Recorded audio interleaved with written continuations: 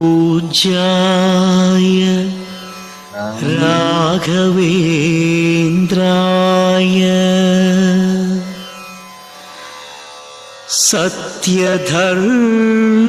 सत्यधर्मरताय च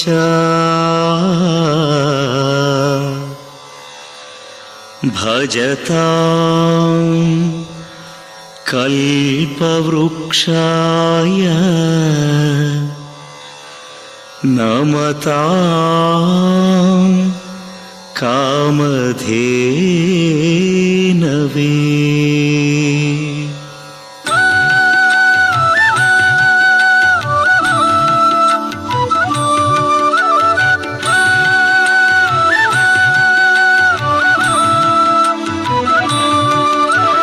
மகிழ்ச்சி ஊட்டும் மந்திராலயம், மனங்கள் பூஜிக்கும் பிருந்தாவனம், மூர்த்தி கீர்த்தி தீர்த்தம் என்றே மூன்றிலும் சிறந்தது மந்திராலயம். மகிழ்ச்சி ஊட்டும் மந்திராலயம், மனங்கள் பூஜிக்கும் பிருந்தாவனம், மூர்த்தி கீர்த்தி தீர்த்தம் என்றே மூன்றிலும் சிறந்தது மந்திராலயம். நாளும் பேரருள் புரிபவரே, ஞானம் போற்றிட அருள்பவரே, தாகம் தீர்த்து தனிப்பவரே, யோகம் யாவும் அருள்பவரே.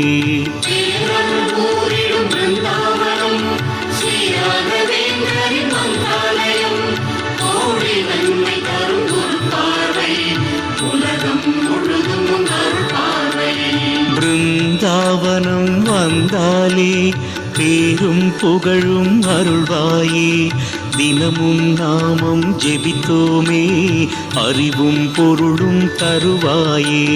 மகிழ்ச்சி ஊட்டும் மந்திராலயம், மனங்கள் பூஜிக்கும் பிருந்தாவனம், மூர்த்தி கீர்த்தி தீர்த்தம் என்றே மூன்றிலும் சிறந்தது மந்திராலயம். பியூட்டிஃபுல் வாசுவிஜி, பார்த்துட்டே இருக்கலாம் போல இருந்து. பிருந்தாவனம் ரொம்ப அழகா இருந்தது. Very nice. மந்திராலயம் போய் ரொம்ப நாள் ஆச்சு. தேங்க்ஸ். போனோம். ஜெய் ஸ்ரீ கிருஷ்ணா. ஜெய் ஸ்ரீ கிருஷ்ணஜி. அத்தியாயம் 14 குணத்ரய விபாக யோகம். 9வது ஸ்லோகம். சத்துவம் சுகே சஞ்சயதி ரஜத் கர்மணி பாரத ஞானமாவ்ருத்ய துதம பிரமாதே சஞ்சயத் யுத. 26வது ஸ்லோகம். மாஞ்சயோ வ்யபிசாரேண பக்தி யோகேன சேவதே சகுணான் சமதீத்யைதான் பிரம்ம பூயாய கல்பதே. ஜெய் ஸ்ரீ கிருஷ்ணா. ஜெய் ஸ்ரீ கிருஷ்ணா. ரொம்ப அழகா சொன்னேன். இந்த 14 அத்தியாயம் இன்னைக்குதான் இப்பதான் ஆரம்பிச்சிருக்கோம். அதுக்குள்ளே இதோட பிரேயர்ஸ் ரொம்ப பியூட்டிஃபுல்லா. நீங்க சொன்னதை 10 தடவை கேட்டுட்டேன். வந்தது. தேங்க்யூ. ஜெய் ஸ்ரீ கிருஷ்ணா. 14வது அத்தியாயத்துல இருக்கும். பிரார்த்தனை ஸ்லோகம் சொல்லிட்டேன். அவதரணிக்கால இருந்து 6 ஸ்லோகங்கள், 5 ஸ்லோகங்கள் முடிச்சிருக்கோம். 5 ஸ்லோகமும் ரிவைஸ் பண்ணிட்டு இன்னொரு ஸ்லோகங்கள் 6, 7, 8 3 எடுத்துக்கலாம். ஓம் ஸ்ரீ பரமாத்மனே நமः. ஸ்ரீமத் भगवद्गीता अथ 14ोऽध्यायः. श्रीभगवानुवाच परं भूय प्रवक्ष्यामि ज्ञानमुत्तमम् यज्ञात्वा मुनयः सर्वे परां सिद्धिमितो गताः इदज्ञानमुपाश्रित्य मम साधर्म्यमागताः सर्गेऽपि नोपजायन्ते प्रलये न व्यथन्ति च. मम योनिर्महद् ब्रह्म तस्मिन् गर्भं दधाम्यहम् सम्भवः सर्वभूतानां ततो भवति भारत सर्वयोनिषु कौन्तेय मूर्तयः सम्भवन्ति याः तासां ब्रह्ममहद्योनिरहं बीजप्रदः पिता सत्त्वं रजस्तम इति गुणा प्रकृतिसम्भवाः निबध्नन्ति महाबाहो देहे देहिनमव्ययम् சத்துவம் ரஜஸ் தமஸ் இந்த குணங்கள் பிரகிருதியில் பிறந்தவை. இவை இந்த அழியாத ஜீவாத்மாவை தேகத்துடன் பிணைக்கின்றன. இந்த 3 குணங்கள் தான் நம்மளை ஆட்டி படைக்கிறது. நம்மளன்னா நம்ம ஜீவாத்மாங்கிறது நம்மள. ஏன்னா நம்ம இந்த உடம்போட தன்னைத்தானே ஐடென்டிஃபை பண்ணிக்கிறதுனால, இந்த உடம்பு தான் நாம் என்ன நினைக்கிறதுனால, இந்த உடம்போட நம்ம சேர்ந்து இருக்கிறதுனால, இந்த உடம்பு பிரகிருத்திலேருந்து வந்திருக்கு. அந்த பிரகிருதி இந்த 3 குணங்களால இந்த எல்லா வஸ்துகளையும் பண்ணிருக்கா. ஸோ இந்த 3 குணங்கள் நம்மள சேர்ந்துண்டு, இந்த குணங்கள் எப்படி இருக்கோ அதுக்கு தகுந்தாப்புல நம்ம நடத்துக்கிறோம். இந்த குணங்கள் எப்படி நம்மள இந்த தேகத்தோட பிணைக்கிறது, இந்த பிரகிருத்தியோட எப்படி பிணைக்கிறது, இந்த பூவுலகத்தோட நம்மளை எப்படி பிணைக்கிறது அப்படிங்கிறத பகவான் இங்க சொல்லியிருக்கார். இந்த 3 தான் நம்மளை பிணைக்கிறது அப்படிங்கிறார். ஆனா அடுத்த ஸ்லோகத்துல இருந்து ஒவ்வொரு குணமும் எப்படி நம்மளை பிணைக்கிறது அப்படிங்கிறத சொல்றார். 6வது ஸ்லோகத்துக்கு போலாம். தத்ர சத்துவன் நிர்மலத்வாத் பிரகாஷகமனாமயம் சுகசங்கேன பத்னாதி ஞான சங்கேன சானக. தத்ர அவைகளில் சத்துவம் சத்வகுணம் நிர்மலத்வா தூய்மையானது, அழுக்கில்லாதது, கலங்கம் இல்லாதது, பிரகாசகம் ஒளிமயமானது, அனாமயம் ஆரோக்கியமானது, சுக சுகத்தோட, சங்கேன பிணைப்பு, பத்னாதி இணைத்து, ஞானம் ஞானம், சங்கேன பிணைப்பு, ச மற்றும் அனக பாப்பங்கள் அற்ற. சொல்றது அவைகளில் சத்துவம் தூய்மையானது, ஒளிமயமானது, ஆரோக்கியமானது. அது ஆனால் சுகத்துடன் மற்றும் ஞானத்துடன் பிணைக்கிறது. இந்த சுகமும் ஞானமும் தான் நம்மள இந்த உடம்போட பிணைக்கிறது. சத்துவகுணத்துல இருக்கிறத கூட அப்படின்னு பகவான் சொல்ற. ஒவ்வொரு விஷயமா பார்க்கலாம். தத்ர சத்துவன், தத்ர தமிழாக தன்ற ஜாயிண்ட் இருக்கனால தத்ர சத்துவன், சத்வன் இல்ல சத்துவ 2 இத்து இருக்கு. சத்துவன் நிர்மலத்வாத், நிர்ம நீக்கப்படுறப்ப மலத்வாலமில்லாக நிர்மலத்வாத் பிரகாஷகமனாமயம். பிரகாஷகா நெடுலெழுத்து காஷ கமனாமயம். சுக சுக இல்ல சுக சங்கேன இங்கன் ஜாயிண்ட் ஆகலாம். சமராகத் கொடுத்து சுக சங்கேன பத்னாதி பக்கு அப்புறம் ஒரு ஆகாத் கொடுத்து இது அண்ண ஜாயிண்டா இருக்கு. பத்னாதி கூட பத்னா த வர்ணம் ட்ரை பண்ணுங்க, கொஞ்சம் கஷ்டமானது. பத்னாதி தான் காதல வாயில வரும். பத்னாதி த த த அண்ட் ஹ சேர்ந்து வரணும். ஆனா இந்த ஹ கொஞ்சம் தவும் முதல்ல பாதி சொல்லிட்டு நிறுத்திடணும். பத்னாதி ஞான திஞான தீமேல ஆகாத் கொடுத்து தீ அண்யாவை ஜாயின் பண்ணிட்டு சுக சங்கேன பத்னாதி ஞான சங்கேன இங்கே அதே மாதிரி சங்கேன சானக சான சா நெடில் எழுத்து ந க ரெண்டுமே குரில் எழுத்துகள். க அது சானக இல்ல சானக. சுக சங்கேன பத்னாதி ஞான சங்கேன சானக. श्यामला जी। जय श्री कृष्ण जी। கிருஷ்ணஜி. तत्र सत्त्वन्निर्मलत्वात् प्रकाशकमनामयम् सुखसङ्गेन बध्नाति ज्ञानसङ्गेन चानग. பியூட்டிஃபுல். பத்னாதி அந்த மட்டும்தான் கொஞ்சம் வரல, பாக்கி எல்லாமே பர்ஃபெக்டா சொன்னார். ரொம்ப அழகா சொன்னார். அந்த சேத்துன பத்னாதி ஞான அது ரொம்ப அழகா சொன்னார். அது மட்டும் கொஞ்சம் பாத்துக்கோ. தத்ர சத்துவம் நிர்மலத்வாத். போன ஸ்லோகத்துல பகவான் வந்து 3 குணங்கள் பத்தி சொன்னார்.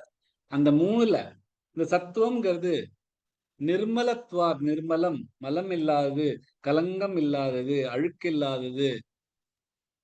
சோ இந்த மாதிரி கலங்கம் இல்லாம அழுக்கு இல்லாம இருந்தா இந்த மாதிரியான ஒரு குணம் பகவான் அடையறதுக்கான ரொம்ப அழகான ஒரு குணம்.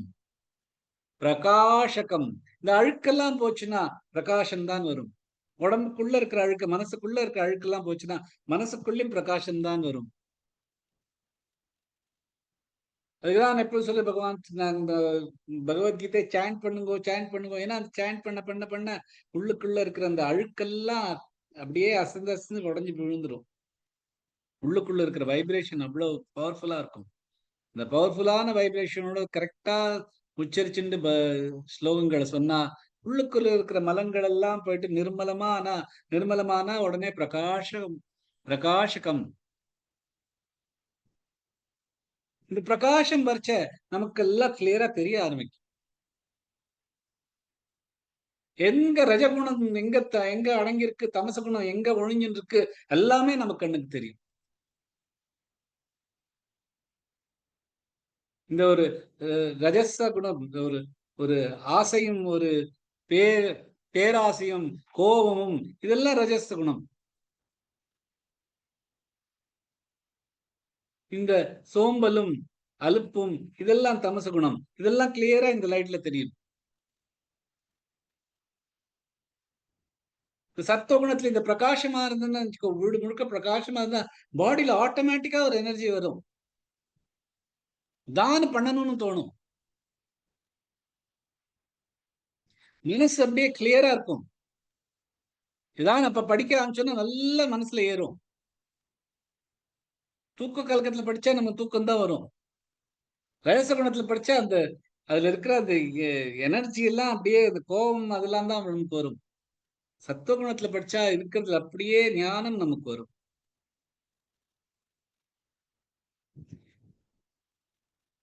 ஒரு கப்ல வாட்டர் எடுத்துன்னு வச்சுருக்கோம்னு வச்சுக்கோங்க. அந்த வாட்டர் கிளியரா இருக்கச்ச கிளீனா தெரியும். இந்த அழுக்கெல்லாம் படிஞ்சதுன்னா எப்படி அந்த அழுக்கெல்லாம் கீழே இறங்கின அப்புறம் அந்த தண்ணி ரொம்ப கிளீனா தெரியும். இப்ப நல்ல பீச் எல்லாம் பார்த்தோம்னா அழகா இருக்கு. அப்படியே தண்ணி பார்த்தா கீழே இருக்க மீன் எல்லாம் போறது கூட தெரியும். கலங்கம் இல்லாம இருந்ததுன்னா அதே தண்ணி தான் அதுல கொஞ்சம் வேவ்ஸ் வர ஆரம்பிச்சதுன்னா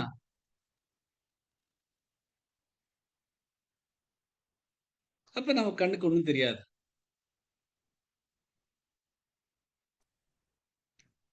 சோ இந்த மாதிரி சத்துவ குணத்துல இருக்கிறது வந்து தெளிவான கலங்கம் இல்லாம ஒரு காமான மனசு.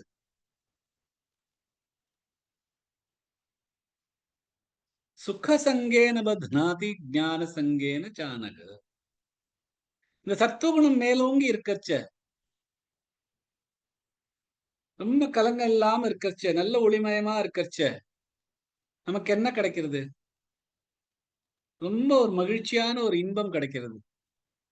ரொம்ப பீஸ் கிடைக்கிறது, சாந்தம் கிடைக்கிறது.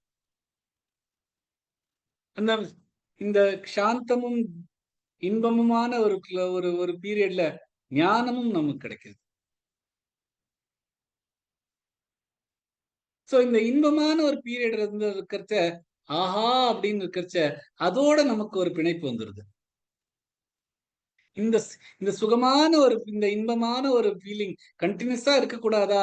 நமக்கு எப்பொழுதுமே கிடைக்க கூடாதா? இது எவ்வளவு அழகா இருக்கு, இது எவ்வளவு இன்பமா இருக்கு, இது எவ்வளவு பீஸ்ஃபுல்லா இருக்கு, மனசு அப்படியே சாந்தமா இருக்கே அப்படின்னு அந்த சாந்தம் அந்த அந்த அந்த இன்பத்துக்கும் நம்ம பிடிச்சின்றோம். இந்த மாதிரி சாந்தமான ஒரு இன்பமான ஒரு அழகான நம்மளோட ஒரு பீரியட்ல யாராவது நமக்கு இந்த ஒரு ஞானம் கொடுத்தா அந்த ஞானம் அப்படியே பட்டுன்னு நமக்கு மனசுல பட்டுரும். சோ அந்த ஞானம் வந்துச்சு, அந்த ஞானத்தை இன்னும் நம்ம நல்லா அலசி பாய்ச்சு நிறைய புது புது விஷயங்கள் நமக்கு தெரிய ஆரம்பிக்கும். அந்த மாதிரி தெரிய ஆரம்பிக்கச்சு எனக்கு ரொம்ப ஞானம் வந்துருச்சு அப்படின்னு ஒரு அகம்பாவம் வரும். நான் ஞானி, நான் ஞானி அப்படின்னு எனக்கு தெரியும், எனக்கு ஞானம் இருக்கு அப்படிங்கிற ஒரு மனசு வந்தாலே நம்ம பிணைப்புல வந்துட்டோம் அப்படின்னு தான் அர்த்தம். அந்த மாதிரி ஒரு பிணைப்புல இருந்தானா இந்த 3 குணங்களும் தாண்டி போக முடியாது. ஏன்னா இந்த இந்த பிணைப்பு வந்து ரஜச குணத்தோட ஒரு இந்த எப்ப இந்த ஞானம் இந்த இந்த சாந்தமும் இந்த இன்பமும் சடனா ஐயோ இந்த ஞானம் இந்த இன்பமான ஒரு நிலை நமக்கு போறதே நம்ம எப்படியாவது பிடிச்சு வச்சுக்கணுமே அப்படின்னு நம்ம மனசுல வச்சு நம்ம புரிஞ்சுக்கணும். இந்த ரஜச குணம் நமக்கு உள்ள வந்துட்டு இருக்கு.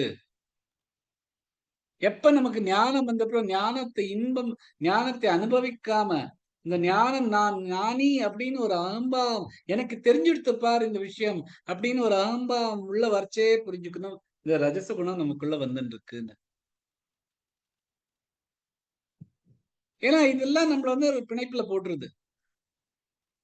இந்த இன்பம் இந்த இந்த இந்த பூமியிலேருந்து வர ஞானம் இந்த ரெண்டும் அழிய போறதுதான்.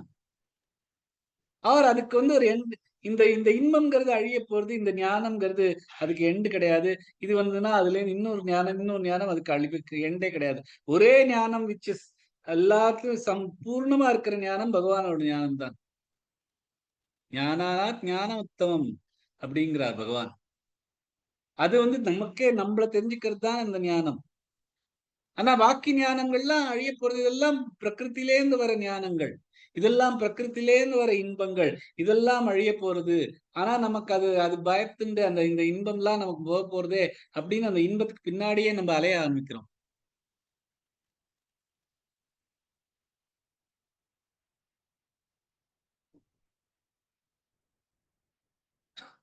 சோ இந்த ஸ்லோகத்துல பகவான் வந்து இந்த சத்துவகுணம்ங்கிறது நிர்மலமானது, அழுக்கில்லாதது.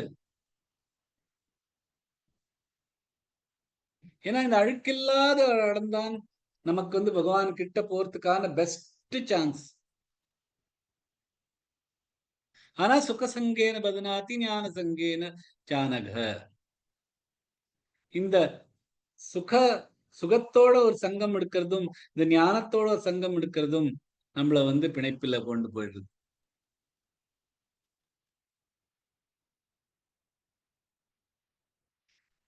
இந்த சாத்விக ஞானம்ங்கிறது நான் ஞானி அப்படின்னு நினைச்சிட்டு தெரியறது. தத்துவ ஞானம்ங்கிறது ஒரு பிணைப்பில்லாம ஒரு அகம்பாவம் இல்லாம இருக்கிற ஞானி.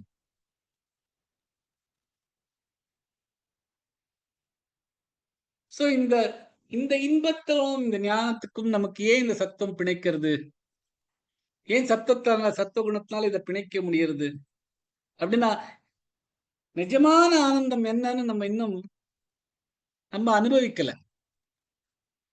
பகவான் சொல்றாரு இந்த இந்த உன்னையே உனக்கு புரிஞ்சுக்கிறது, அந்த நிலையில இருக்கிறது தான் ஆனந்தமான நிலை, பரம ஆனந்தமான நிலை. அது என்னங்கிறது நமக்கு தெரியாது. அதனால இங்க மிடில்ல வர இந்த இன்பம் இருக்கே, அதுதான் இன்பமோ அதுதான் ஆனந்தமோ அப்படின்னு சொல்லிட்டு நம்ம அதுக்கு பின்னாடி திரிஞ்ச ஆரம்பிக்கிட்டோம். இந்த சத்துவகுணத்துல இருக்கிறச்ச நிஜமாவே அந்த ஆனந்தம் கிட்டக்கதான் இருக்கும். ஆனா அது அந்த பரமானந்தம் நமக்கு இன்னும் வரல. ஏன்னா அந்த ஞானம் நமக்கு இன்னும் வரல. அந்த அந்த சத்துவகுணத்துல இருக்கிறச்ச ஒரு இன்பமான ஒரு நிலை வருதே, அதுதான் நம்ம பரமானந்தம் நினைச்சுட்டு அதோ பின்னாடி திரிய ஆரம்பிச்சிடுறோம்.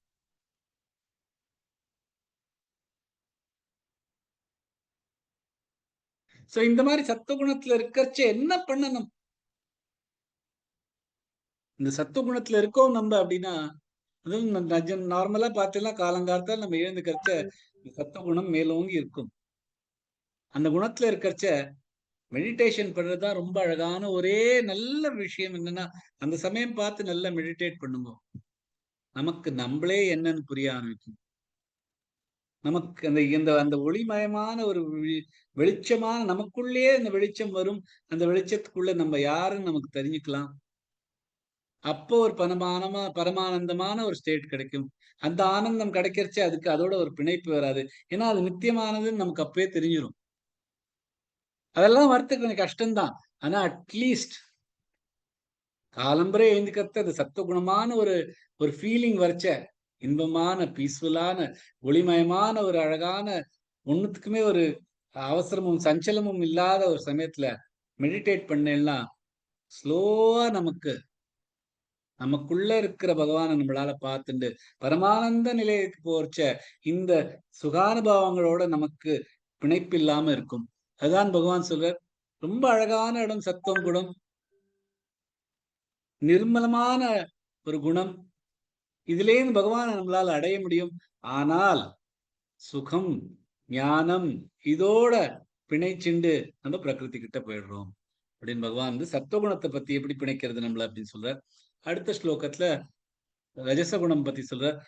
ரஜோ ராகாத்மகம் வித்தி திருஷ்ணா சங்க சமுத்பவம் தன்னிபத்னாதி கௌந்தேய கர்ம சங்கேன தேனம். ரஜோ ரஜசகுணம் ராகாத்மகம். ராகம்னா ஒரு பிடிப்பு, ஆசை. ராகாத்மகம் இந்த ராகம் அதிகமா இருக்கிற இடம், உணர்ச்சித்தன்மை. வித்தி அறிந்து கொள். திருஷ்ணா ஆசை, ஏக்கம். தாகம் தாகம் தான் ரொம்ப அழகான வேர்டு. திருஷ்ணா சம்ஸ்கிருதத்திலேயே ரொம்ப அழகான ஒரு வார்த்தை திருஷ்ணா.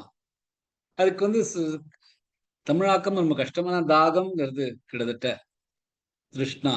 சங்க பிணைப்பு, சமுத்பவம் ஆதாரம், தத் அது, நிபத்னாதி பிணைக்கும், கௌந்தேய அர்ஜுன சொல்றார்.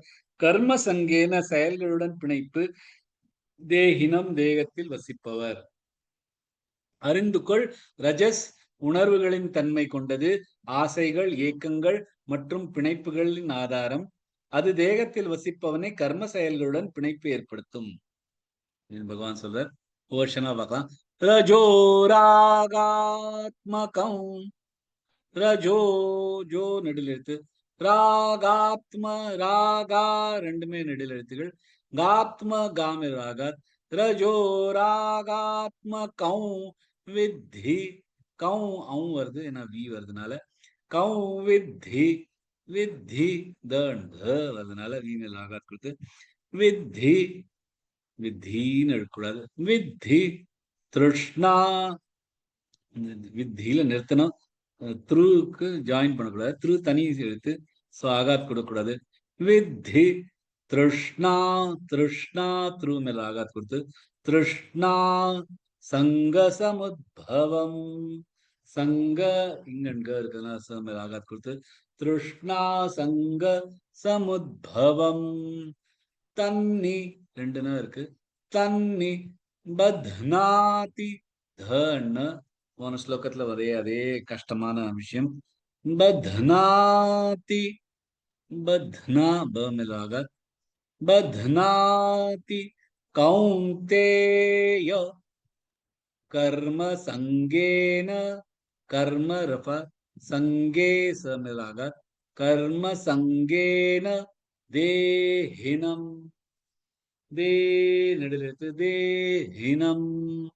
தன்னிபத்னாதி கௌந்தேய கர்ம சங்கேன தேஹினம். Baji.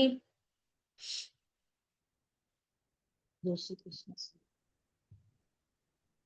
रजो रागात्मकं विद्धि तृष्णा संगसमुद्भवम् तन्निबध्नाति कौन्तेय कर्म संगेन देहिनम्। Beautiful. Very good. ரொம்ப அழகா சொன்னீங்க. ரஜோ ராகாத்மகம் வித்தி. இந்த ரஜச குணம் உணர்ச்சி பூர்வமான ஒரு குணம். ராகாத்மகம், ராகத்தை தவிர வேற எதுவுமே இல்லை. அந்த மாதிரி எப்படி சமுத்திரத்துல எல்லாமே நீர் தான், முழுசா தண்ணீர் தான். ஒரு தங்கத்தினால ஒரு ஜுவல்லரி பார்த்தீங்கன்னா முழுசா தங்கம் தான். அது மாதிரி ரஜச குணம் வந்து முழுசா ராகம் தான்.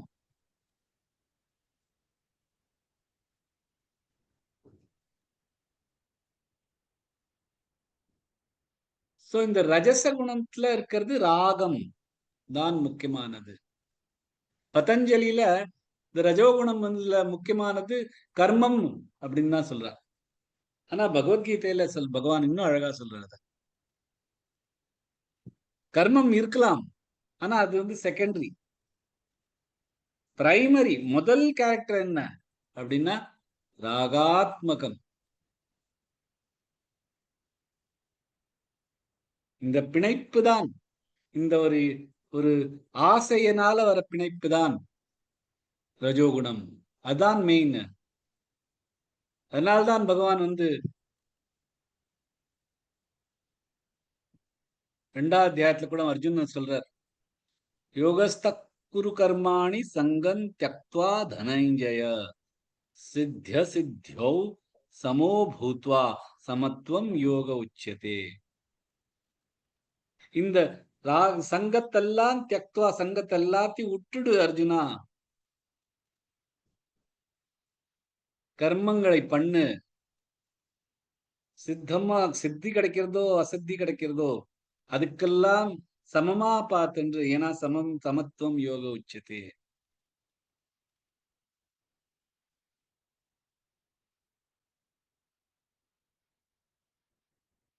இதேதான் 3வது அத்தியாயத்திலும் வருது. தஸ்மாத சக்த சததம் காரியம் கர்ம சமாச்சர அசக்தோ ஹ்யாச்சரன் கர்ம பரமாப்னோதி புருஷ. எப்பொழுதும் செயல்களை பிணைப்பில்லாமல் ஸ்ரத்தையுடன் செய். ஏனென்றால் பிணைப்பில்லாமல் கர்மம் செய்தால் மனிதன் பரமநிலை அடைவார். சோ எல்லாம் பகவான் என்ன சொல்றேன்னா, இந்த ரஜச குணத்தோட மெயின் விஷயமே பிணைப்பு. எதோட பிணைப்பு? இந்த ராகத்தோட பிணைப்பு. ஏன்னா முழுசா ராகங்கள் தான்.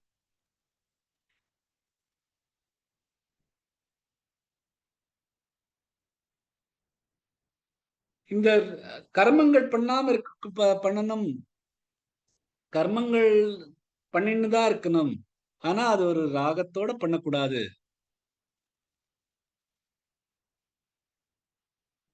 அதனால்தான் முதல்ல பகவான் சொல்ற ரஜோகுணத்தோட என்ன முக்கியமானதுன்னா ரஜோ ராகாத்மகம் வித்தி திருஷ்ணா சங்க சமுத்பவம். திருஷ்ணா அப்படின்னா ஒரு தாகம், ஒரு ஏக்கம், ஏதான் வேணுங்கிறதுக்கான அதுக்கு பின்னாடி போற ஏக்கம், எது நமக்கு கிடைக்கலையோ அதுக்கு பின்னாடி போற ஏக்கம், அந்த ஒரு ஆசை. இந்த ஆசையினாலதான் நமக்கு வந்து இந்த பிணைப்பு வருது. திருஷ்ணா சங்க சமுத்பவம். இதே வந்து 2 விதமான மீனிங் வருது இதுல. இந்த திருஷ்ணானால சங்கமம் வருது.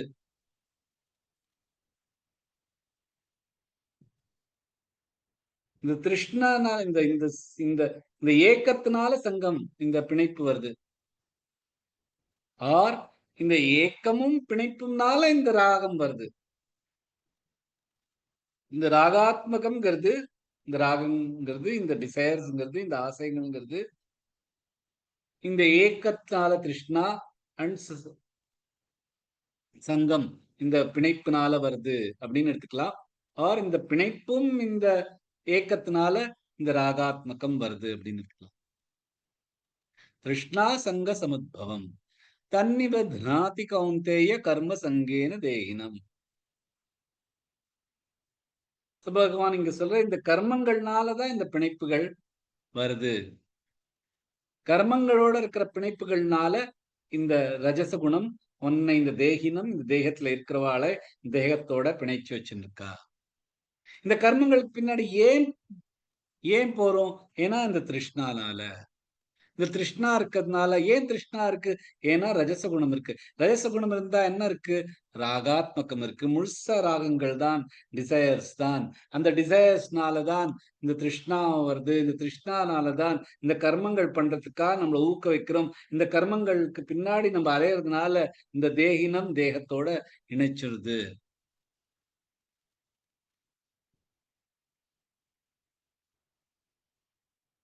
சோ இந்த கர்மங்கள் பண்ணாம இருக்கணும் அப்படின்னு சொல்லல. கர்மங்கள் பண்ணின்னு தான் இருக்கணும்.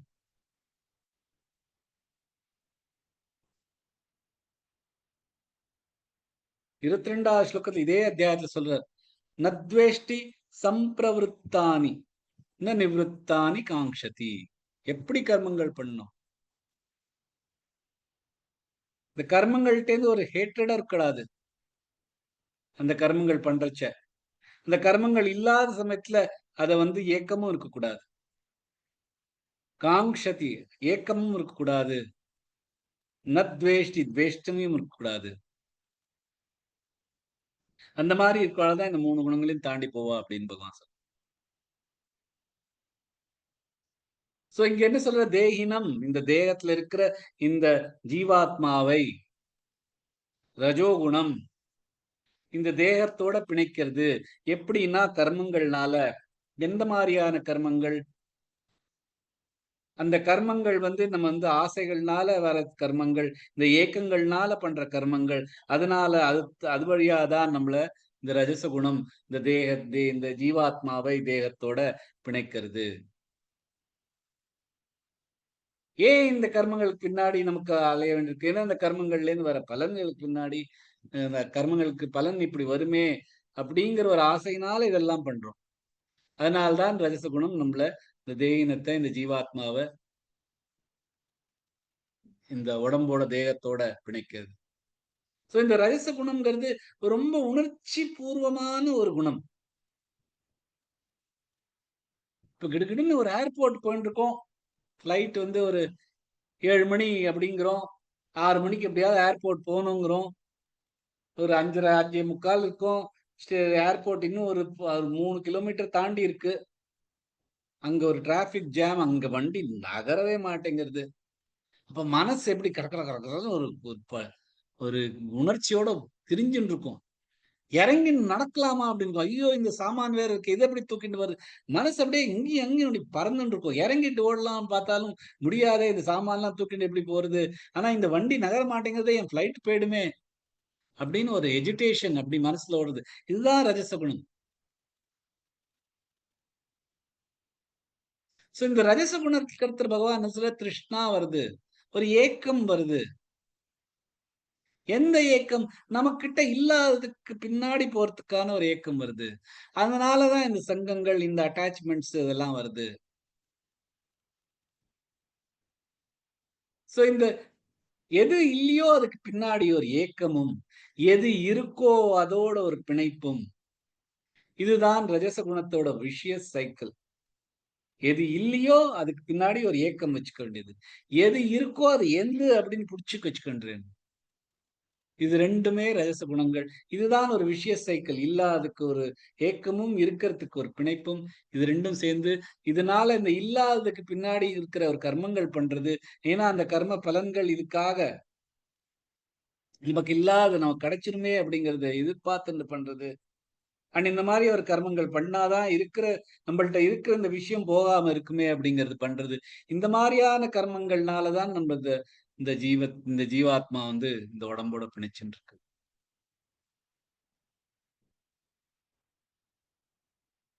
இப்ப நிறைய பணம் வச்சுட்டு இருக்கான் மொத்தம். நல்ல சுக சம்பாதிக்கிறது, நல்ல வீடு முழுக்க ஒண்ணுமே குறை இல்லாம இருக்கும். அப்ப வந்து பார்த்து கல்யாணம் பண்ணிக்கணும்னு ஒரு மனசு வரும். கல்யாணம் பண்ணின உடனே என்ன ஆகும்? அப்புறம் அந்த பொண்டாட்டிக்காக இது வேணும், அவளுக்கு இது வேணும், அதுக்கு வேணும்னு அதுக்கு பின்னாடி அலைய வேண்டியது. அந்த ஒரு ஏதான ஒண்ணு இல்லையேன்னு அதுக்கு பின்னாடி அலையறதுனால வர விளைவுகள் தான் நம்மள இப்படியே இழுத்துண்டு போயிடுறது அதுக்குள்ள.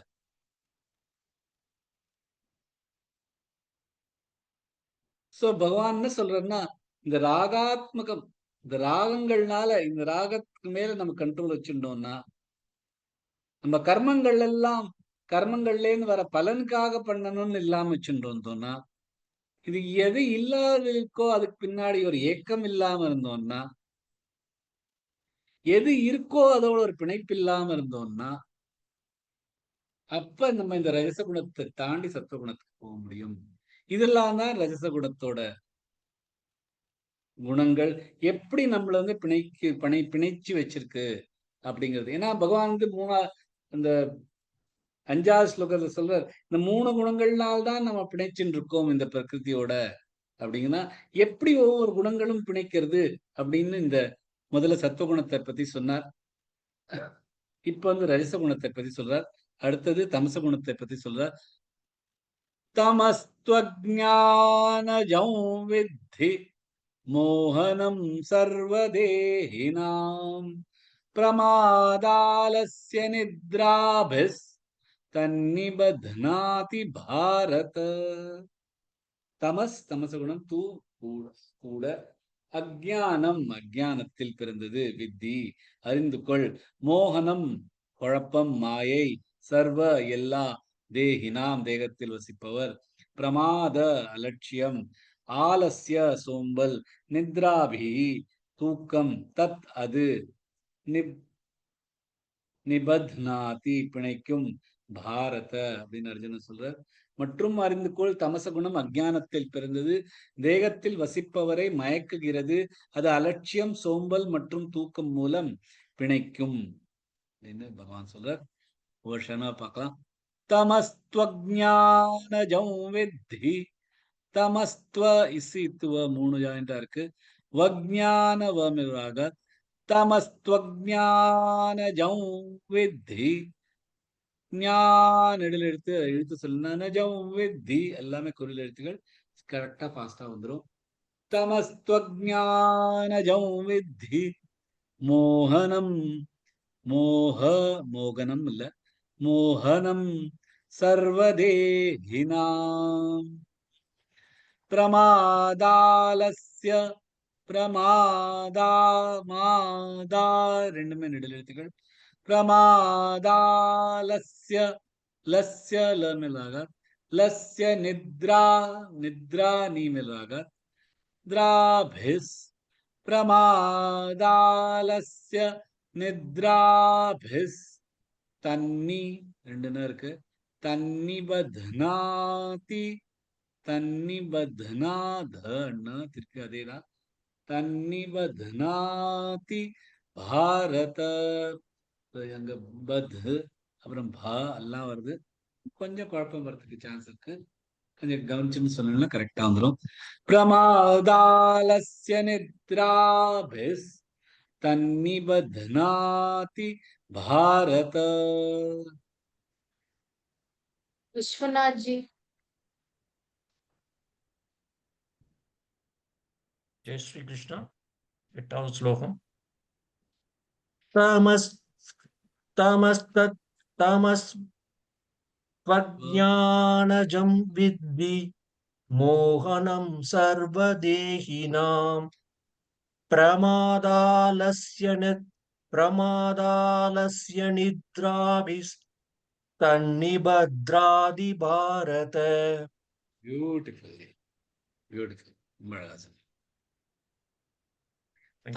தமஸ்த்வஜ்ஞானஜம் வித்தி மோகனம் சர்வதேஹினாம்.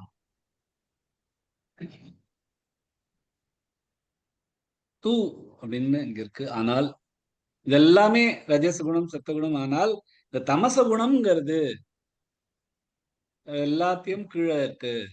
அது வந்து அஜ்ஞானத்திலேருந்து வந்திருக்கு. அண்ட் மோகனம் குழப்பத்துக்குனாலே வந்திருக்கு. குழப்பமும் இந்த அஜ்ஞானத்தினாலதான் இந்த தேகத்தில் வசிக்கும் இந்த ஜீவாத்மாவை தேகத்தோட பிணைக்கிறது. அவள் இந்த மாதிரி அந்த தமச குணத்துல இருக்கிறது எது நஜம் எது நஜம் இல்லை, எது நல்லது எது கெட்டது அப்படின்னு ஒரு நம்மளால பகவான் வந்து இந்த மனுஷ ஜென்மத்துல ரொம்ப அழகான ஒரு விஷயம் வேற ஜென்மங்களுக்கு எல்லாம் கிடையாதுன்னா, எது நல்லது எது கெட்டது, எது பண்ண வேண்டியது எது பண்ணக்கூடாது, எது நிஜம் எது நிஜம் இல்லை அப்படிங்கிற ஒரு டிஸ்கிரிமினேஷன் பண்றதுக்கு தான் பகவான் வந்து நமக்கு ஒரு புத்தியை கொடுத்திருக்கார். அது வேற ஜென்மங்களுக்கு கொடுத்தது இல்ல, மனுஷ ஜென்மத்துக்கு தான் கொடுத்திருக்கார். அந்த ஜென்மத்துல வந்தும் இந்த தமச குணத்துல இருக்கிறவாளுக்கு அந்த இதுல அந்த அந்த வேறுபாடு தெரியாம இருக்கு, அந்த குழப்பத்துல இருக்கு. சோ இந்த தமச குணம் வந்து ஆல்மோஸ்ட் ஒரு ஒரு மிருக ஜென்மமோட லெவல்ல இருக்கிறது தான் இந்த தமச குணம். அதனாலதான் இங்க சர்வதேகினாம் சொல்றார். ஏன்னா சர்வதேகினாம், இந்த மிருகங்களா இருக்கட்டும், பட்சிகளா இருக்கட்டும், மரங்களா இருக்கட்டும், கொடிகளா இருக்கட்டும், எல்லாத்துக்குமே அந்த தேகினாம், அந்த தேகத்துல வசிக்கிற அந்த தேகி இருக்காங்க. ஏன்னா அந்த மிருகங்களுக்கும் என்ன தெரியும்? சாப்பிடறதுக்கு தெரியும், தூங்கறதுக்கு தெரியும், வேற ஒண்ணும் ப்ரோக்ரியேட் பண்ணதுக்கு தெரியும், இன்னும் தனக்கு நெக்ஸ்ட் குழந்தை எப்படி பிறக்கணும் அது தெரியும். அதை தவிர அதுகளுக்கு ஒன்றும் தெரியாது. ஏன்னா அது வெறும் அந்த லெவலுக்கு தான் அதுக்கு ஞானம் இருக்கு. இதுதான் நல்லது, இது கெட்டது, இது நம்ம இப்படி பண்ணக்கூடாது, இப்படி பண்ணணும் அப்படின்னு அதுகளுக்கு தெரியாது. அதுகளுக்கு எப்படி வருதோ அந்த சமயத்துல எப்படி தோன்றதோ அதுக்கு மாதிரி பண்ணிட்டு தெரிஞ்சு. அதனாலதான் இங்க சர்வதேகினாம் அப்படின்னு சொல்றது. பிரமாதாலஸ்ய நித்ராபிஸ் தன்னிபத்னாதி பாரத. இங்க 3 விஷயம் இருக்கா. பிரமாத, ஆலஸ்ய, நித்ரா. பிரமாத அப்படின்னா ஒரு அலட்சியமா இருக்கிறது. இந்த அலட்சியம் வந்து 2 விஷயத்துல இருக்கும். தான் பண்ண வேண்டியதை பண்ணாம இருக்கிறது, அது ஒரு அலட்சியம். அண்ட் எது நம்ம பண்றோமோ அது நல்லதுக்கா பண்ணாம இருக்கிறது, அதுவும் ஒரு அலட்சியம். நீ யாரு என்ன சொல்றது, நான் இப்படிதான் பண்ணுவேன், பகவான் யாரு நமக்கு என்ன சொல்றது இப்படி பண்றதுக்கு, அப்படி பண்ணாதே. ஒரு நல்ல குரு நமக்கு என்ன யாரு சொல்றது இப்படி பண்ற, நான் இப்படிதான் பண்ணுவேன். பண்றதையும் ஒரு அலட்சியமா பண்றது, பண்ண வேண்டியது அலட்சியமா பண்ணாம இருக்கிறது, இது 2ம் பிரமாத. அப்புறம் ஆலஸ்ய. ஆலஸ்ய அப்படின்னா சோம்பேறித்தனம். சோம்பேறித்தனம்னா இன்னும் நிறைய எக்ஸ்ட்ராவா தூங்குறது, பண்ண வேண்டிய ஒர்க் இப்ப பண்ணணும்னா அது அப்புறமா பண்ணலாமேன்னு அது போடுறது. இதெல்லாம் நம்மள வந்து இந்த மாதிரி பிணைப்புகள்ல இந்த பகவான் வந்து இந்த தமச குணத்துல நமக்கு எடுத்துன்னு போயிடும் அப்படின்னு பகவான் சொல்லுது. இப்ப நிறைய நாள் முழுக்க வேலை பண்ணிட்டு இப்ப வீட்டுல வரைச்ச ஒரு கொஞ்சம் சோம்பேறித்தனம், அதை பத்தி இங்க பயிற்சி இல்லை. இப்ப நானே ஆபீஸ்ல இருந்து வந்தேன், வந்துட்டு அப்படியே ஆன்னு ஒரு தமச குணம் வந்தது, தூக்கம் மாதிரி வந்தது. அது வந்து அது சோம்பேறித்தனத்துல வருது இல்ல, அது முடியல அதனால வருது. தூங்காம இருக்குன்னு பகவான் சொல்லல. ஏன்னா அடுத்தது நித்ரா அப்படிங்கிற, நித்ராங்கிறது ரொம்ப முக்கியமானது.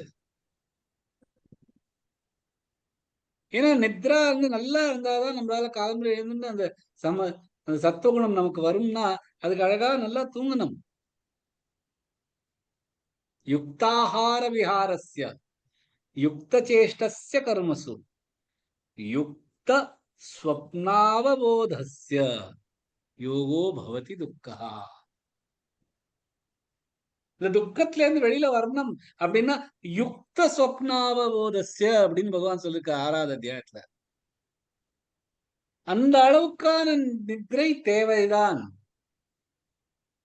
ஆனா இங்க வந்து என்ன சொல்றேன்னா அது தேவையில்லாத தூக்கம். அதே 6வது அத்தியாயத்துலதான் முதல்ல வருது. நாத்யஷ்ணதஸ்து யோகோஸ்தி ந சைகாந்த மனுஷ்ணத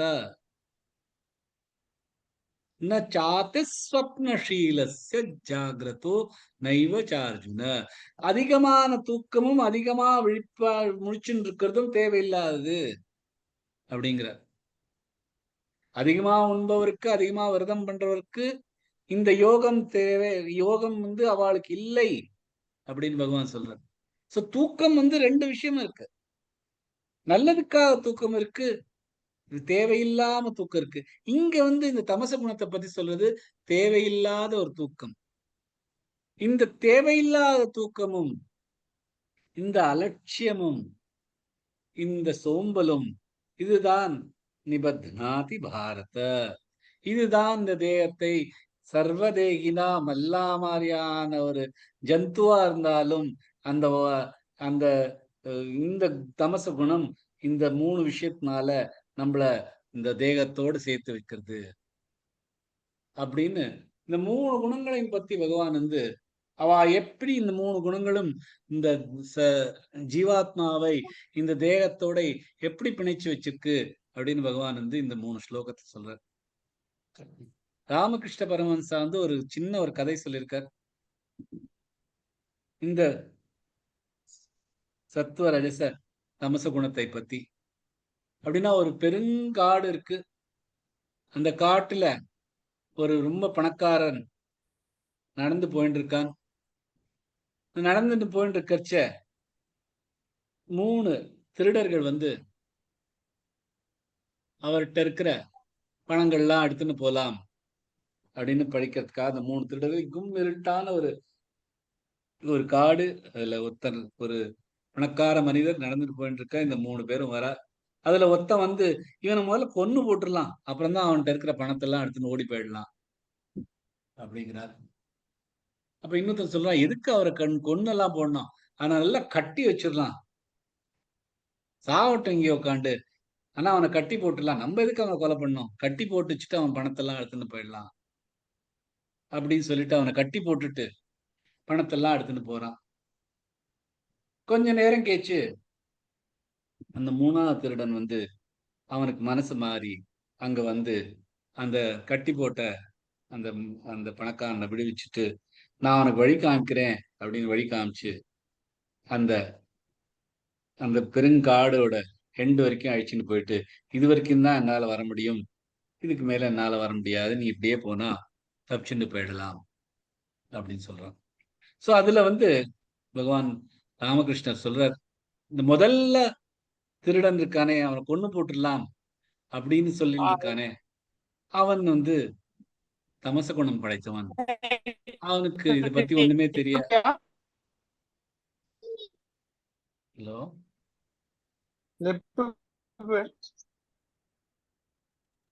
இந்த கொலை பண்ணிடலாம் அவனு அப்படின்னு சொல்லும்போது அவன் வந்து தமச குணம் படிச்சவன். ரஜச குணம் படைக்கிறவன் அதோட கொஞ்சம் நல்லவன் தான், ரொம்பலாம் நல்லவன் இல்லை. அவனுக்கு பணத்துக்கு மேலதான் குறி. அந்த மனுஷனுக்கு என்ன ஆறுதோ ஆட்டும் அப்படின்னு ஒரு இதோட, எனக்கு தேவை இந்த பணம் தான், அந்த திருஷ்ணா தான் அப்படி சொல்லிட்டு அந்த ஏக்கத்தினால அந்த பணத்தை புடுங்கிட்டு அந்த ஆளை கட்டி போட்டுட்டு, ஏன்னா அந்த பணம் நம்ம கிட்ட வந்தப்புறம் இந்த பணக்காரன் எங்கேயாவது தப்பிச்சு ஓடி போய் நம்ம கிட்ட யாராவது ராஜா எல்லாம் கொண்டு வந்து நம்மளை அடிச்சு போட்டு இந்த பணத்தை திருப்பி எடுத்துட்டு போயிட போறானே. சோ நமக்கு இல்லாத ஏக்கத்தை அந்த பணத்தை பிரிக்கிறதும், நம்ம கிட்ட வந்த பணத்தை பிடிக்கிறதுக்கு வச்சுக்கிறதுக்காக நம்மள்ட்ட இருந்து போக கூடாதுங்கிறதுக்காக அந்த ராஜா அந்த மனுஷனை கட்டி போடுறதும், இது தமச குணம், இது ரஜச குணம் அப்படிங்கிற. இந்த சத்துவ குணத்துல இருக்கிறவனுக்கு வந்து சத்துவகுணங்கிறது எப்பொழுதுமே இருக்காது, அப்புறமா தான் தெளிவா இருக்கச்சுதான் வரும் அப்படிங்கிறதுக்காக அந்த சத்துவகுணத்துல இருக்கிறவன் வந்து அவனுக்கு புரிஞ்சுண்டு, எதுக்கு நமக்கு நம்மளோட குணம் நமக்கு இருக்கிற இந்த நமக்கு தெரிஞ்சது இந்த திருட்டு பழப்பு, அதனால அது திருடுறோம், பரவாயில்ல அது பண்ணிட்டு இருக்கோம், ஆனா இவனதுக்கு கட்டி போட்டு இவனதுக்கு கஷ்டம் கொடுக்கணும், இவனை எதுக்கு நம்ம அழிக்கணும், நமக்கு வேணுங்கிறது நமக்கு கிடைச்சுன்னு தானே இருக்கு அப்படின்னு அந்த வந்துட்டு அந்த கம்பேஷனோட அந்த ஆளை பிடிவிச்சுட்டு அவனுக்கு சரியான இடத்த அழிச்சுன்னு போய் அவனுக்கு வழி காமிச்சுட்டு போறது, இது சத்துவகுணம் அப்படின்னு. இந்த 3 குணங்களை பத்தியும் ராமகிருஷ்ணன் வந்து அதை பத்தி ஒரு கதையா சொல்லியிருக்காரு. இதுல பார்த்தீங்கன்னா இந்த இருட்டு, இந்த இந்த காடு நம்ம லைஃப், அந்த காடு மாதிரிதான் நம்ம வாழ்க்கை இருக்கு. இருட்டா இருக்கு, எங்க போறோம்னு நமக்கு தெரியறது இல்லை. எல்லாம் இந்த நமக்கு வாழ்க்கையில சேலஞ்சஸ் வந்துட்டே இருக்கும். கரடு முரடாதான் நம்மளோட பாதைகள் எல்லாம் இருக்கும். நமக்கு எப்பொழுதுமே நமக்கு ஒரு பயம், இதான் என்ன நடக்கும்ங்கிறது தெரியாம இருக்கும். சோ அது வந்து அந்த ஃபாரஸ்ட காமிக்கிறது. அந்த பணக்காரங்கிறதும் நம்மளதான். நமக்குள்ள இருக்கிற இந்த அனித்தியமா அந்த எப்பொழுதுமே இருக்கிற கலங்கம் இல்லாம, அக்ஷரமான இந்த ஜீவாத்மா, அதுக்கு எல்லாமே இருக்கு, முழுசு அது. அதுக்கு ஒரு குறையும் இல்லை. அதுதான் அந்த பணக்கார மனுஷன். இந்த 3 திருடர்கள்ங்கிறது நமக்குள்ள இருக்கிற இந்த 3 குணங்கள் நமக்குள்ளேயே தான் இருக்கு, நமக்குள்ளேயே தான் சண்டை போட்டு இருக்கு. இது இந்த 3 குணங்களும் நமக்குள்ளேயே எப்பொழுதும் இருக்கு. ஒவ்வொரு குணம் ஒவ்வொரு சமயத்துல அது தலை தூக்கின்னு இருக்கும். ஒரே விஷயத்துக்காக அந்த 3 குணங்கள் வேற வேற விதமாக அதே அந்த அந்த பாயிண்ட் அதுதான் இருக்கும். ஆனா அந்த நமக்குள்ள இருக்கிற குணங்கள் அதே பாயிண்ட 3 விதவிதமாக தாக்குதல் பண்ணும். அதுதான் இந்த 3 திருடர்களா காமிக்கிறார். சோ தமச குணத்துல இருக்கிறச்ச அறியாமை, அஜ்ஞானம், கொன்னு போட்டுடலாம் அந்த மனுஷனை அப்படின்னு தான் தோன்றது. ஏன்னா அதுக்கு ஒன்றும் மனித குணம் இல்லை, மிருக குணம். சோ அது அந்த தமச குணத்தை காமிக்கிறது. அந்த மாதிரி திருடன் இது ரஜச குணம் தான். ரொம்ப அழகா சொன்னேன். அதுல இருக்கிறத இல்லாததுக்கு பின்னாடி அலையிறதும், இருக்கிறத எப்படியாவது காப்பாத்திக்கணும்ங்கிறதுக்காக கர்மங்கள் பண்றது. என்ன கர்மம் பண்றது? அந்த மனுஷனை அப்படியே அந்த மரத்தோட கட்டி போடுறது, சாவட்டும் அவன் அப்படின்னு. அந்த மாதிரி கர்மங்கள் பண்ணுறது ரஜச குணம். இந்த சாத்விக குணம், அந்த மனுஷன் திரும்பி வருது. திருடனாதான் திருடன் தான் இருந்தாலும் நமக்கு மனசுக்குள்ள ஒரு கம்பேஷன் வச்சுண்டு, இன்னொருத்தருக்கு தீங்குபடுத்தக்கூடாதே அப்படின்னு நினைச்சுண்டு, அந்த மனுஷனையும் தனக்கு அவனோட வழியில நமக்கு எடுத்துன்னு போகணும் அப்படின்னு நினைச்சுட்டு இருக்கிறது, இது சத்வகுணம். சோ இந்த மாதிரியான 3 குணங்களும் அவனுக்கு அந்த அந்த சத்துவகுணத்துல அந்த ஆளுக்கு அந்த சமயத்துல அந்த ஞானம் வருது. ஏன்னா அந்த ஒளிமயமான அந்த பிரகாசமயம் இருக்கச்ச அவனுக்கு அந்த ஒளி வருது. அந்த ஒளினாலதான் அவனுக்கு ஒரு உள்ளுக்குள்ள ஒரு டிரான்ஸ்பர்மேஷன் வருது. நான் திருடன் தான் இருந்தாலும் மனிதன் தான் நான். எனக்கு இந்த மனித ஜென்மம் கொடுத்திருக்கா, ஏன்னா நம்மளால பகவான் கிட்ட அடைய முடியுங்கிறதுக்காக கொடுத்திருக்கா. இந்த மாதிரியான ஒரு மனுஷனை கட்டி போட்டு அவனை சித்திரவதை பண்றதுக்கா இல்ல அப்படின்னு திரும்பி அவனை எடுத்துன்னு போறான். சோ சத்துவகுணங்கிறது திருடனா இருந்தாலும் சரி, நமக்கு நம்ம நாள் முழுக்க எப்படியா இருந்தாலும் சரி, அந்த சம்டைம் நமக்குள்ள இந்த சத்துவகுணம்ங்கிறது வரதான் வரும். அது இந்த சைக்கிள் தான். சத்துவகுணம், ரஜசகுணம், தமசகுணம் நமக்குள்ள ஓடிண்டு தான் இருக்கும். இந்த திருடர்கள்லாம் எப்பொழுதும் ஓடிண்டு இருக்கிறது இந்த சத்துவகுணங்கிறத வரைச்ச அந்த சமயத்துல வர அந்த டிரான்ஸ்பார்மேஷனை கை பிடிச்சிண்டு நல்ல நற்காரியம் பண்ணிட்டு இருந்தோம்னா நம்மளால இந்த 3 குணங்களையும் தாண்டி போக முடியுங்கிறதுக்கு தான் இந்த கதையை சொல்லியிருக்கிறார் ராமகிருஷ்ணர். சோ இதுல தான் இந்த 3 ஸ்லோகங்களையும் படிச்சுட்டு இந்த மாதிரியான கதையெல்லாம் கேட்டா இந்த 3 குணங்கள் எப்படி 3 குணங்கள் பிரகிருத்திலேருந்து வந்தாலும் இந்த குணங்கள் எப்படி நம்மளை பிணைச்சுன்னு இருக்கு அப்படின்னு பகவான் இந்த 3 ஸ்லோகங்கள்ல சொல்றார். ஓகே, அடுத்த கிளாஸ்ல பார்க்கலாம். ஜெய் ஸ்ரீ கிருஷ்ணா. ஜெய் ஸ்ரீ கிருஷ்ணா சார். சார் இந்த குணங்களுக்கும் நம்ம கர்ம பலன்களுக்கும் சம்பந்தம் இருக்கு இல்லையா சார்? சப்போஸ் ஒரு சக்சஸ்ஃபுல் மேன் அவனுக்கு கொஞ்சம் ஒரு சாட்டிஸ்பாக்சன் இருக்கும், அந்த மாதிரி இருக்கும். ஒரு ஏழைக்கு ஒண்ணுமே இல்லாதவனுக்கு அவனுக்கு ஒரு ஏக்கம் இருக்கும், ஒரு தேடல் இருக்கும். இந்த தேடல், ஏக்கம் இதெல்லாம் இருக்கிறது எல்லாமே ரஜச குணத்துல இருந்து வருது. ஏன்னா அந்த கர்மம் பண்றது, எந்த கர்மம் பண்ணாலும் அந்த கர்மத்துல இருந்து பலன் பின்னாடி நம்ம இயங்கிட்டு இருக்கிறதுனால அந்த கர்ம பலனோட நம்மளோட இணைப்பு வருது. அது இருக்கக்கூடாது அப்படின்னு ஏழையா இருந்தாலும் அவன் கர்மங்களை பண்ணிட்டு அந்த கர்மங்கள்ல இருந்து வர பலன்கள் எது தேவையோ அதுக்கு இந்த பலன் வருமேங்கிறதுக்காக அந்த கர்மம் பண்ணாம கர்மங்களை பண்ணிட்டு இருக்கலாம். அந்த கர்ம பலன் மேல ஒரு ஏக்கம் வருதுனால்தான் இந்த ரஜச குணம். எல்லாருக்குமே பார்த்தீங்கன்னா முக்காவாசியம் மனிதர்கள் ரஜச குணத்துல தான் தெரிஞ்சுட்டு இருப்போம். இல்ல கர்ம பலன் சொல்ல சார், அவனுக்கு பசியா இருக்கிறவனுக்கு ஆல்வேஸ் பிஹைண்ட் அவனுக்கு சாப்பாடு கிடைக்குமா அந்த மாதிரி சொல்றேன். அது மேலேயே அவனுக்கு மனசு இருக்கும். That is natural. அதுக்குதானே பகவான் சொல்றாரு, எந்த மாதிரியான உனக்கு ஒரு ஒரு அந்த மாதிரி இருந்தாலும் அடுத்த ஜென்மம் எப்படி கிடைக்குங்கிறது நீங்க இந்த ஜென்மத்துல பண்ணதுனால தானே. அதுதான் it is attached to our பூர்வ ஜென்ம கர்மா இல்லையா சார்? நம்மளோட கரெக்ட். பகவான் தான் சொல்றாரு, உங்களுக்கு நீங்க நல்ல விஷயத்த சத்துவகுணத்தோட நீங்கள் இறந்தேன்னா நல்ல ரிஷிகளோட பிறக்க போறீங்க, அப்ப உங்களுக்கு இந்த கவலையெல்லாம் இருக்காது இல்லையா? ஓகே. So, இந்த கர்ம சைக்கிள்ல தான் நம்ம மாட்டின்னு இருக்கவும் சரி, இந்த பூரா பிறந்தாலும் அதுக்காக பூரா பிறந்தா எப்ப பார்த்தாலும் பசி பட்னி, அடுத்த சாப்பாடு எப்படி கிடைக்கும் தான் இருக்கணும்னு இல்லை. பகவான் நமக்கு சாப்பாடு கொடுப்பா அப்படிங்கிற ஒரு நம்பிக்கையோட கர்மம் பண்ணிட்டு இருக்க முடியாதா? முடியும். நிறைய பேர் பண்ணவும் பண்றா. வீட்டுல ஒண்ணுமே இல்ல, இருந்தாலும் அடுத்த சமையல் நமக்கு எப்ப கிடைக்கும் அப்படின்னு இல்ல, கிடைக்கும் பகவான். நம்ம கர்மங்களை பண்ணலாம் அப்படின்னு பிட்சை வாங்கிட்டு எவ்வளவு பேர் இருக்கா? சோ அந்த மாதிரியான ஒரு சத்துவகுணம் வருது கஷ்டம். அதான் நமக்கு பிரச்சனை இல்லதான். கிடைக்காம போயிடுமோ அப்படிங்கிறது என்ன வருது? டவுட்னால தானே. நமக்கு நம்பிக்கை இல்லை பகவான் மேல, அதனால தானே இந்த டவுட் வருது. அடுத்த சாப்பாடு எப்ப கிடைக்கும் அப்படின்னு. அவன் பணக்காரனா இருக்கட்டும், எந்த மாதிரியானவனா இருக்கட்டும், அவனுக்கு அந்த நம்பிக்கை இருந்ததுன்னா அவன் எதுக்கு அதெல்லாம் அதுக்கு பின்னாடி அலைய போறான்? பணக்காரன் என்ன அலையாமையா இருக்கான்? அவனும் அலைஞ்சுன்னு தான் இருக்கான். இவன் அடுத்த சாப்பாடு எப்ப கிடைக்கும்னு பாக்குறான், அவன் அடுத்த பிசினஸ் எப்ப கிடைக்கும்னு பாக்குறான். அவ்வளவுதான் டிஃபரன்ஸ். ரெண்டு பேருக்கும் இல்லாத ஒரே விஷயம் நம்பிக்கை. இது பண்ணாதான் அது கிடைக்கும் அப்படின்னு நினைக்கிறா. இது பண்ணு, கிடைக்கிறதோ கிடைக்காதோ பகவானோட லீலை அப்படின்னு விட்டுலாமே. அதுதான் அங்க கஷ்டம். அது நம்ம சொல்றது ஈஸியா இருக்கு. இப்ப நம்ம உட்காந்து பேசிட்டு இருக்கோம், சொல்றதுக்கு ஈஸியா இருக்கு. அடுத்த நிமிஷம் நமக்கு அந்த மாதிரி வருமா மனசுல தெரியாது. ஆனா எப்ப வருதோ அந்த சமயத்தை அதை பிடிச்சுட்டோம்னா நல்லது. அந்த சமயம் நீங்க பார்த்து சொன்ன மாதிரி அந்த ஃபிளைட்டை மிஸ் பண்ணிடுவோங்கிற டைட்டில் டென்ஷன் ஆகாது. வெரி வெரி ரொம்ப கஷ்டம் தான். ரொம்ப காமன். ஒரு நம்பிக்கை நம்பிக்கையில இருந்து அது அது அது எக்ஸாக்ட் எக்ஸாம்பிள் அது. கரெக்ட்.